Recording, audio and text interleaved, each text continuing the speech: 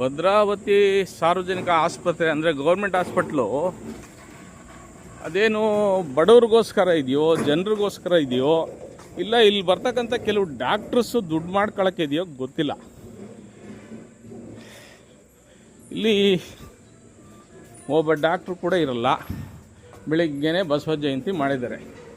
ಬಸವಣ್ಣನವರ ಜಯಂತಿಯ ಪ್ರಕಾರ ಬಸವ ಜಯಂತಿಯ ಶುಭಾಶಯಗಳನ್ನ ಕೋರ್ತಾ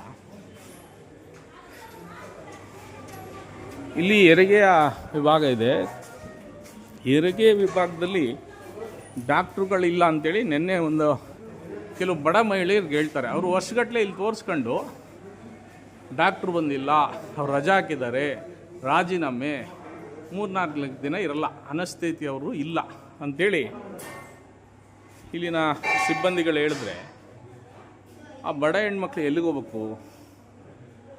ಗೌರ್ಮೆಂಟ್ ಹಾಸ್ಪಿಟ್ಲ್ ಬಗ್ಗೆ ಇಲ್ಲಿ ಸಲಹಾ ಸಮಿತಿ ಮತ್ತು ಶಾಸಕರಾದ BK ಸಂಗಮೇಶ್ರವರೇ ಹಾಗೆಯೇ DHO ಇವರೆಲ್ಲ ಸ್ವಲ್ಪ ಈ ಕಡೆ ಗಮನ ಹರಿಸ್ಬೇಕಾಗಿ ನಾನು ಒತ್ತಾಯ ಮಾಡ್ತೇನೆ.